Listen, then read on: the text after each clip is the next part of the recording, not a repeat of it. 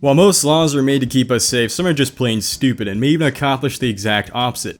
So without being aware of our actions, we may find ourselves constantly breaking laws that are going against our best interests. So here are 5 illegal driving habits we all do.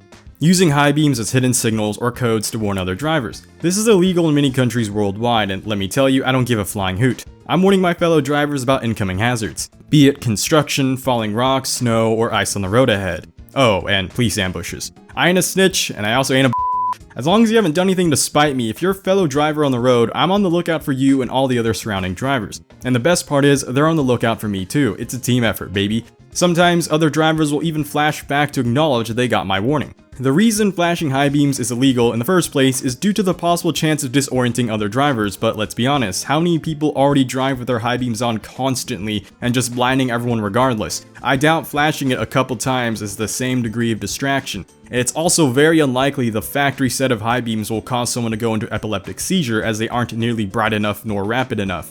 Keep in mind, we're not talking about aftermarket strobe lights, underglow kits, or off-road light bars, but rather your normal set of factory high beams that were legally installed on your car, but for some reason illegal to actually use in 90% of the driving conditions. Kinda makes me wonder why factories bother putting them on in the first place with laws like these, but even so, screw the rules, I have a lot of care in my heart for my fellow drivers.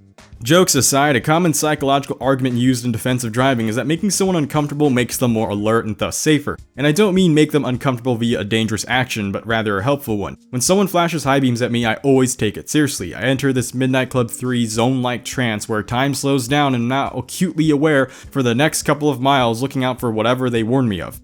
Because that's the thing, it's not a direct line of communication. Flashing high beams can mean a myriad of things, so you don't know what specifically they were warning you about. So now you have your eyes peeled for cops, debris on the road, massive potholes, and homicidal homeless men underneath overpasses. That level of heightened awareness not only makes you safer, but everyone around who received the warning safer too. Thanks to the community effort of this and the lack of abuse, it's been able to maintain its reputation as a consistent way to warn each other, even in spite of what the law tells us.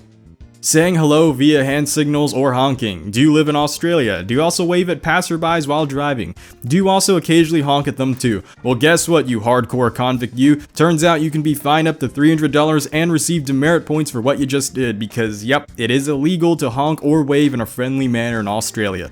Strange when you consider, how is that even determined? What's to say that when you get caught, you can't just lie and instead say that you were honking out of frustration and not in a friendly manner? How is the police officer supposed to know that the guy in the Jeep in front of you isn't your lifelong friend? Also, no hand signals. That's like convoy driving 101 here in the United States. I really feel bad for Australia for having such an archaic and counterintuitive driving law. The reasoning for this has to do with the danger of dangling arms out of the window, to which my response is, cry me a river, Australian bureaucrats. Did you know that motorcyclists are literally dangling everything out since they have no interior to speak of? So technically motorcyclists are breaking this law 24/7 as they aren't inside their vehicle ever. They're on top of it, in fact. It's rather ridiculous that someone on a bike whose body is literally exposed to the elements can still wave, yet someone in a car can't just stick a tiny portion of their forearm out to do the same. I doubt these lawmakers have taken a basic physics course, otherwise they would know the turbulence created from a car isn't nearly powerful enough to suction a driver out just by dangling an arm out. Cars are not freaking fighter jets breaking the sound barrier. Also, you don't need to worry about oncoming traffic chopping your arm off either, as your side mirrors also protrude from your vehicle's bodywork. When was the last time you lost your side mirror to oncoming traffic? That's what I thought. In America, we are actually encouraged to use hand signals in the worst case scenario of vehicle malfunction. In driving school, we are legally taught how to use our hands to signal left, right, braking, flat tire, low speeds, and hazards. So it seems very counterintuitive to make a law that's against an action that is not only benign, but at times even life-saving. Gassing or not stopping in time for yellow lights. It's all about judgment whether to go or stop, and don't lie to me, we've all messed this up at least once. But believe it or not, it's not always your fault, as with too short of a time frame, you can't make the right decision. Local counties and states already have established laws for yellow light duration. Some cities, however, have been caught making them too short on purpose to get more revenue from their drivers. California, for example, has even shortened lights as far as 1.3 seconds below the minimum state time. No yellow should ever be shorter than 4 seconds. I don't care if the speed limit is as low as 25, people need time to see it, react, then hit the brakes. you have to realize these laws aren't punishing the rich guy in a Ferrari who has a vehicle capable of both choices. He can still fly through the intersection in time with 600 horsepower or stop in time with $13,000 carbon ceramic brakes. The vast majority of people who are affected by this are the regular income folk with normal cars and standard equipment. The reason they are caught breaking this law isn't because they're some clowns who can't afford to fix their brakes, nor are they purposely trying to get caught in the red, as even with a fully functional, well-maintained vehicle with an attentive driver at the wheel, it's just not going to stop in time with a time frame as short as 1.3 seconds. It's purely evil how lawmakers think this makes people safer. If you were to ask me for a solution, I just recommend what India has already done and what Europe has already done for decades, which is to just make roundabouts. As much as people want to make fun of Hoosiers for being out of touch rednecks, the truth is we're here building tons of roundabouts which are better for the environment, improving traffic flow, reducing idle emissions, and no longer relying on electricity to power a bunch of stoplights. And because of the lack of traffic lights, that also means traffic cameras aren't existent either, and the bureaucrats, they've left to chat.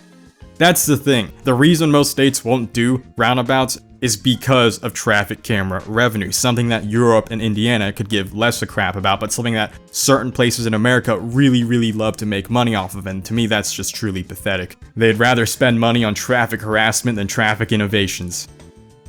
Speeding. So you're late for work, but you see a crowd driving 10 faster than the speed limit. So what do? Well, you speed with them. A law that every single driver on the road right now is guilty of breaking at least once. We've all sped, and some of us still speed, and some of us will always continue to speed. The existence of such a fragile law that is so easily broken would usually imply that speeds are just set too low in that area, but the reality is if you raise the speed limit in that area by 10, then everyone's just gonna add 10 again. For example, if a zone is 40 and everyone goes 50, and the bureaucrats are like, hey, everyone's driving 50 here anyways, let's make 50 the new speed limit. Guess what happens when you do that? Now they're gonna drive 60. Hence, a law designated as the flow of traffic was made instead. This law is the embodiment of the meme, the speed limit may say 60, but if we all drive 80, what's the police officer gonna do? I never drive lone wolf on the highway, nor do I drive at the head or rear of the pack. As if you are in the back, the officer will wait for everyone to pass, then they'll snag you. If you're at the front, you are the first person they see. If you're alone, then there is no flow of traffic to be determined, and thus any speeding, even 1 mile an hour over, can actually be considered a valid ticket. And even this law has its extent, as if everyone drives above the state's defined speed of reckless driving, then there's still fair game for a ticket. This threshold of reckless will vary depending on states, but the safest bet is to just go like 10 to 15 over, even when you're in a group. And even then, it all just depends on the officer's attitude, as tons of forum posts will say that they've had officers who are seasoned enough to understand that certain times of day warrant a greater speed than what is posted, but some rookies will be out for blood regardless, and if you're going anything above what is posted, they're just gonna pull you over, and the reality is speeding is still speeding, and even with this law, the flow of traffic, they can still write you a ticket for going over what is posted. And if you don't have dash cam to prove otherwise, don't ever use this as an argument in court, because then it's just an admittance of speeding. Obstruction of view and tint laws. Stickers here, stickers there, stickers everywhere, and if it's not stickers, it's tint, though if we think about the technicality of tint, it's actually just a giant sticker as well. Regardless, a lot of us find ourselves putting way too dark of tint on our cars, for admittedly a good reason, privacy. However, the reason dark tint is illegal is cited as follows. Firstly, it prevents officers from identifying who is driving inside, and secondly, it also makes the car too dangerous to drive at night. Yet, in spite of that, the states that have really strict tint laws still allow full rear window perforation as well as full rear-sized louvers. And in classic F the police fashion, I decided to do both on my car. Get outplayed, lawmakers. Don't hate the player, hate the game. Y'all made these laws, y'all made this game, and I'm just following them just as you said. Strangely, I've noticed my friends with giant perforated American flag decals on their rear window on their truck never get pulled over. Meanwhile, my friends with 25% tint have to clench their booty everywhere they go and hastily roll down their windows whenever a cop passes. Now, the reason louver laws are more relaxed legally in the United States and in Europe is due to the fact that most cars come with them from factory. Here are just a few companies off the top of my head. The reason these cars come with louvers are to reduce sunlight in the cabin, improve aero, and the most important one is for cooling, but that really only applies to mid-engine cars. So if mid-engine cars like Lamborghinis, they have a giant V12 in the rear. A solid glass window is going to trap all that hot air, so it's better to have louvers that leave gaps for them to escape. However, aside from style or mid-engine performance, louvers are a good way to darken your cabin for privacy, therefore people will still put them on front-engine cars like Mustangs, Camaros, Hyundais, Nissans, and whatnot. I used to perceive louvers as a strange accessory meant to be left in the 70s, yet it's been making a popular resurgence into the modern age due to it being a legally viable option for privacy. As for why perforated stickers are legal and protected, that is to do with the purpose of commercial advertising. Some states will clarify that only commercial vehicles can have stickers, so you must prove that you have it on a business-related vehicle. But many other states are becoming so relaxed about them that you can just put them on general passenger and even personal vehicles. If you've ever sat in a car with perforated stickers on the windows, you'd be surprised that they don't really block visibility at all. The material we use for it has improved drastically as the demand for commercial as well as personalization purposes have risen. Whether it's a giant anime girl nation's flag or company advertising, the laws that were put in place to prevent our right to privacy by making window tint illegal and less accessible have ironically paved way to more creative solutions. And even if you don't want a flashy design, you can actually still just buy generic plain black perforation and just cover your windows with that. You'll get limo tint-like privacy while still being fully within the boundaries of the law, of course based on location, but funnily enough, as I mentioned in the beginning, a lot of locations are a lot more lenient about perforated sticker laws than tint laws.